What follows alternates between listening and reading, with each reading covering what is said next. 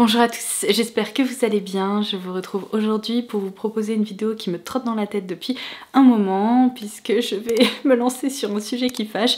Je vais vous parler de produits pour lesquels j'ai changé d'avis. Alors vous allez me dire, c'est pas grave, ça arrive, seulement je dois vous avouer que je n'aime pas constater que ma première impression n'était pas du tout la bonne parce que parfois je découvre un produit, je suis enchantée, je me dis que je vais complètement l'adopter et malheureusement au fur et à mesure des utilisations, je me rends compte que eh bien, il y a des problèmes. Par contre, je dois vous avouer que pour d'autres références, au contraire, j'ai parfois de belles surprises et je me dis, c'est mieux que ce que je pensais.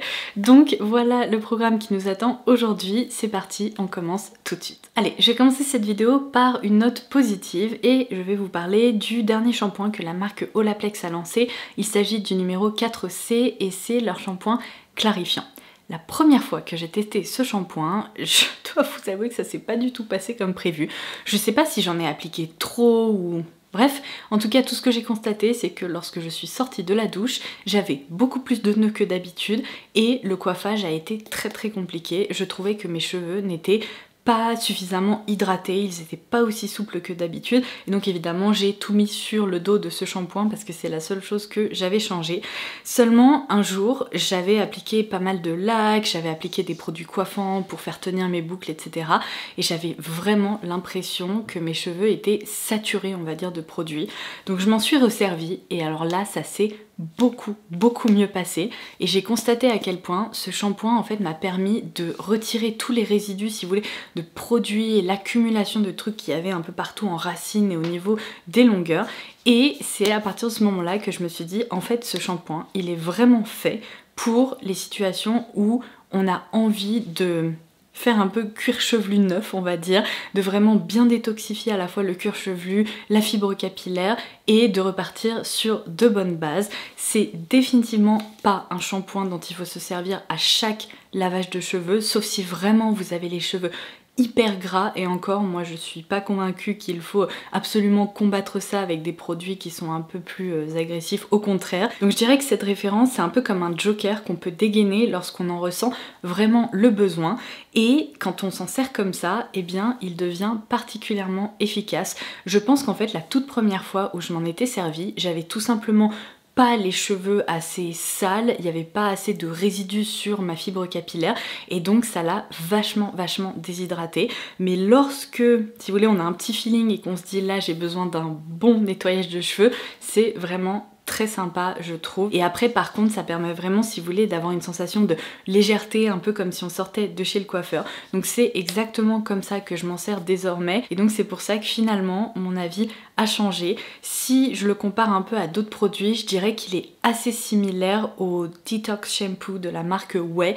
Ils ont un peu si vous voulez les mêmes effets justement clarifiants, un peu hyper nettoyant, mais dans cette catégorie là celui-ci est vraiment bon et je dois dire qu'en plus il sent particulièrement bon. Ça sent juste un peu le chewing-gum fruité et je trouve ça très sympa et très sensoriel sous la douche.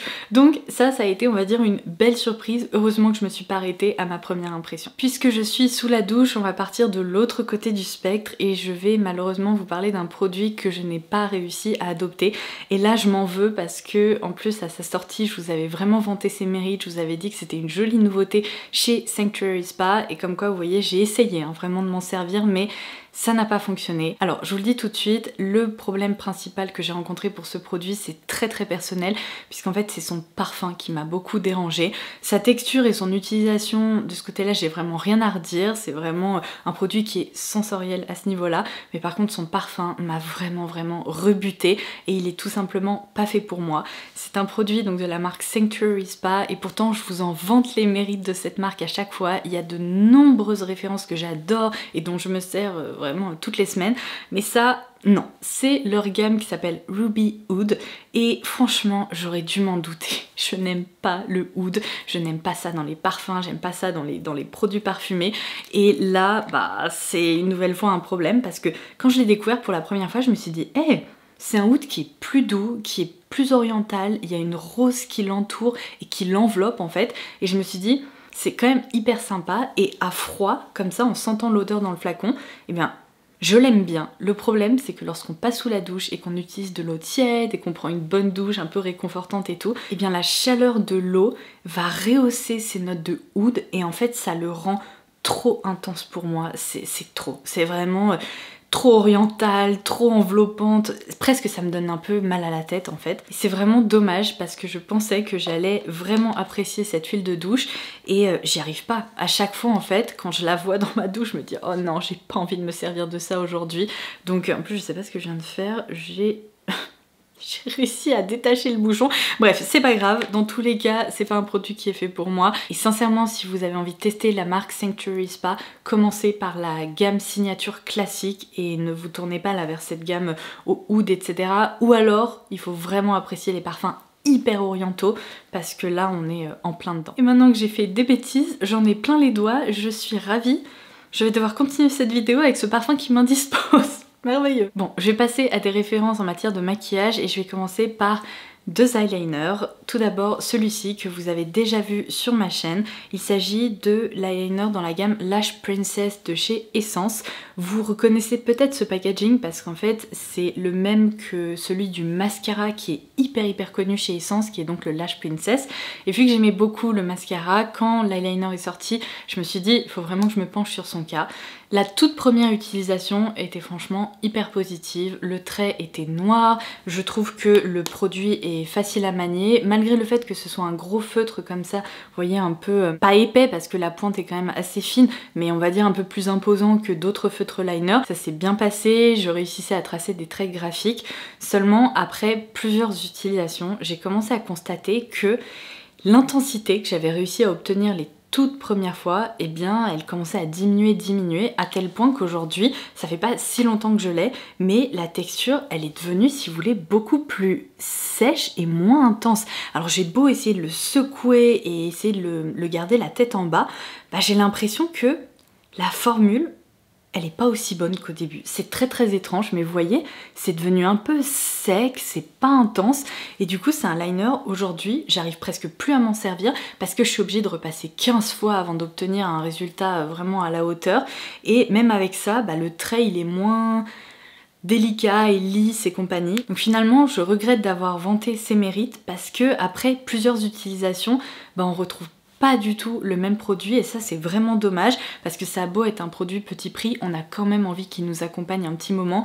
Donc finalement avec le recul, je pense que je ne le recommande pas. Et alors une autre référence qui m'a vraiment déçue parce que les premières utilisations se sont hyper bien passées et c'est vraiment un liner qui correspond normalement en tout point à ce que je recherche. C'est le Macroblade Liner, Liquid Liner de chez Natasha Denona. Vous voyez, on a une pointe fine comme ça qui est très sympa et là je pense que vous allez pouvoir remarquer ce qu'il se passe. Après l'avoir stocké dans mon tiroir ou après l'avoir baladé avec moi pendant les vacances à la montagne et tout, et ben j'ai constaté qu'en fait ce produit se mettait à fuir, c'est un truc de dingue. Une fois j'ai ouvert le bouchon, j'ai commencé à m'en servir sans faire gaffe et en fait je me suis retrouvée avec un trait mais épais comme ça tellement la matière en fait est sortie d'un seul coup. Et alors j'ai été obligée de l'essuyer et à chaque fois que je m'en servais après l'avoir trimballé un petit peu, et bien il fallait que j'essuie absolument si vous voulez la pointe sous peine de me retrouver avec soit un trait épais comme ça, soit un trait qui commençait à baver partout au niveau de la paupière, tellement la texture liquide, eh bien il y en a trop qui sortaient. Et là j'espère que vous allez pouvoir le voir juste ici, mais la matière continue de couler comme ça non-stop, c'est insupportable. Il y a un problème avec le packaging. Pour un liner, en plus je suis en train de m'en mettre un peu partout, pour un eyeliner premium d'une marque qui est vraiment pas donnée, je trouve que c'est juste pas possible. Si c'est un produit qu'on est censé laisser genre comme ça et ne surtout pas y toucher, c'est impossible en fait au quotidien. Et du coup autant vous dire que je ne me retournerai pas vers cette référence. Je vous avais dit dans ma dernière vidéo dupe que une alternative quasiment identique à ce produit, c'est le nouveau Tattoo Liner de chez Maybelline et je peux vous dire que je vous recommande vraiment plus cette référence qui elle ne fuit pas, qui est très réussie et qui finalement est bien plus sympa que cette version qui est plus chère. Je passe à l'anti-cerne Light Illusion de la marque Flower Beauty. Si je me trompe pas, ce produit on l'avait crash testé ensemble sur la chaîne il y a déjà plusieurs semaines voire plusieurs mois. J'avais vraiment hâte de me pencher sur son cas parce que c'est une gamme qui me fait de l'œil depuis un moment et je dois dire que les premières utilisations se sont hyper bien passé, j'ai adoré sa texture, son rendu, son utilisation, etc.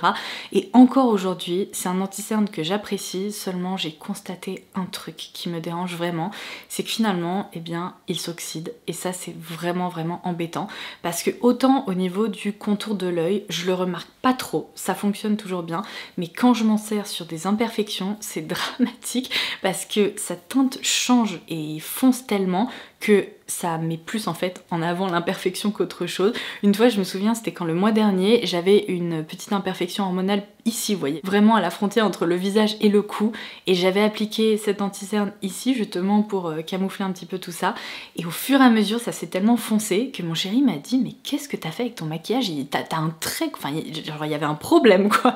Et j'ai regardé, je me suis dit « oh non !» Et en fait, bah, j'ai compris que c'était cet anti-cerne, et franchement, sous la lumière de ma salle de bain, je m'en étais absolument pas rendu compte. C'est vraiment à la lumière du jour où en m'approchant dans le miroir j'ai fait ah oui, là il y a vraiment un petit problème. Donc maintenant c'est un anti-cerne que je n'utilise que au niveau de la zone du contour de l'œil, mais si c'était à refaire, je suis pas sûre que je le rachèterais ou que je me tournerais de nouveau vers lui parce que bah, il existe des références qui sont tout aussi jolies et tout aussi agréables à travailler mais qui elles ne s'oxydent pas, et c'est quand même hyper important parce que moi je fais partie des gens qui détournent très régulièrement leur anti-cerne en tant que correcteur. Allez, entre deux déceptions, je vais quand même intégrer une belle surprise. Alors ça, franchement, c'est une découverte extrêmement récente puisqu'on les a crash testés ensemble dans ma dernière ou l'une de mes dernières vidéos, je vous la laisserai en barre d'infos si vous l'avez loupé, mais on s'est penché sur le cas des nouveaux Cream Blush de chez Beauty Bay.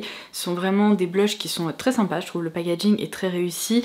On est sur un gros embout mousse, une texture qui est un peu fouettée, seulement quand je les ai découverts pour la première fois, j'ai eu un petit peu peur parce que je vais vous montrer, la pigmentation, elle est hyper intense. Et finalement, j'ai testé donc avec vous la teinte la plus claire et je dois dire que ça s'est très bien passé. Elle est intense, mais lorsqu'on a une main légère, eh bien elle tient hyper bien et elle se manipule vraiment avec une grande facilité. Donc finalement, bah, j'ai été un petit peu aventureuse et je me suis dit je vais aussi tester ces deux teintes qui sont beaucoup plus flash puisqu'on a un rose un peu fuchsia comme ça et je vais vous montrer un...